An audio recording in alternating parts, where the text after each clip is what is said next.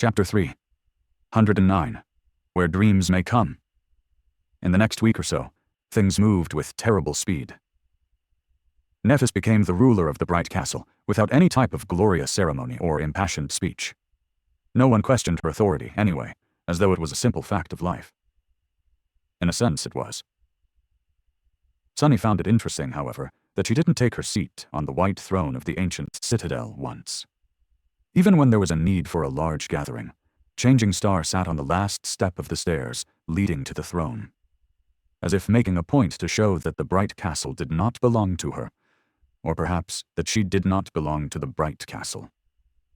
At first, he was sure that Nephis was going to push people to march on the Crimson Spire immediately, but she didn't even mention it.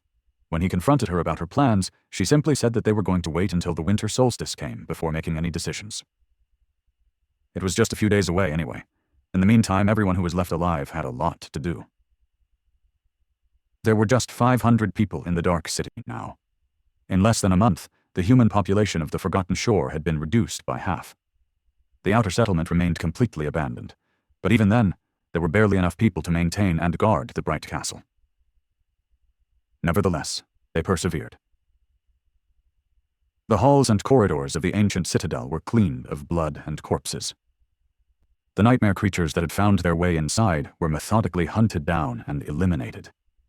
The breaches in the defensive lines they had created were located and repaired. Neph's watchmen assumed the role of the obliterated castle guard, manning the walls and protecting the stronghold from outside threats. The hunting parties resumed their expeditions into the ruins, with hunters from the outer settlement and the castle joining forces under the leadership of Effie and Gemma. Once again, there was food for everyone to eat, and safety to enjoy.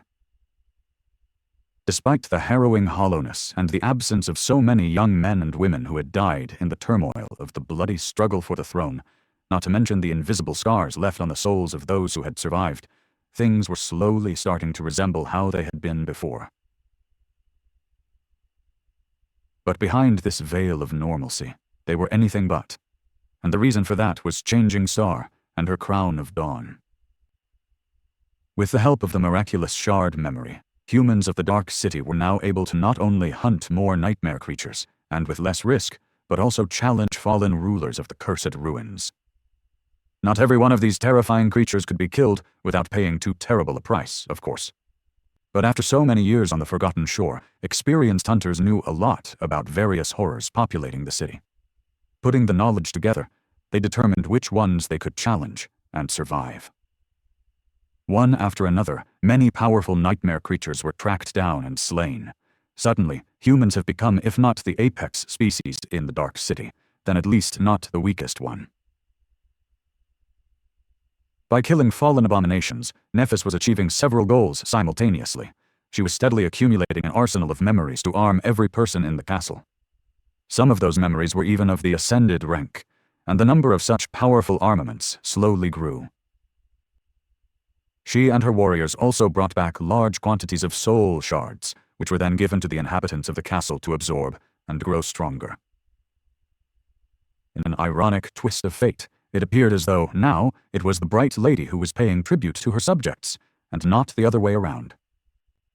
This only made the respect and adoration people felt toward her grow stronger. But most importantly, perhaps, was the fact that through these hunts, she was training her people to fight together as a cohesive force and prevail against creatures that were much more powerful than them. Guided by Cassie, the surviving artisans were hard at work, too. They were applying their mastery and craft to close any gaps in how the humans of the Dark City were equipped and supplied for the battle against the Dream Realm. However, the nature of their tasks was drastically different now. If they had been in charge of maintaining the lifestyle of people leaving in the castle, as much as working to supply Gunlaug's host with gear and equipment, now their only job was to create things people were going to need in battle. It was as though they were preparing for war. There were a few large projects that the artisans were working on that Sunny knew little about, too. These things were requested from them by Nephis herself. He suspected that they were going to become useful once the time to attack the Crimson Spire finally came. Just like that, the winter solstice came. On this day, exactly a year ago, Sunny had arrived on the Forgotten Shore. It was hard to believe that he had survived here for so long, that any of them had. But it also seemed as though 1 year was not enough to encompass it all. It felt more like a lifetime. Several lifetimes, perhaps. It was also on this day, a year later, that Sunny turned 18. Remembering his previous birthday, a slight smile appeared on his lips. Back then, Cassie, who had been a complete stranger, offered him unexpected congratulations. He also made plans to celebrate his next birthday as an awakened by drinking a cup of coffee with lots of milk and sugar. Those dreams were not meant to come true. Instead, Sunny met his 18th birthday in an empty hall of the Tower of Dusk, practicing the steps of the shadow dance, sweat streaming down his lithe and strong body. These days, he felt that he was almost there. Just a little bit more, and the first level of mastery over his mysterious aspect legacy would be his. It was already in reach. One more thing happened on that day. As Sunny continued to train, the subtly familiar voice of the spell suddenly whispered into his ear, "Your shadow has evolved."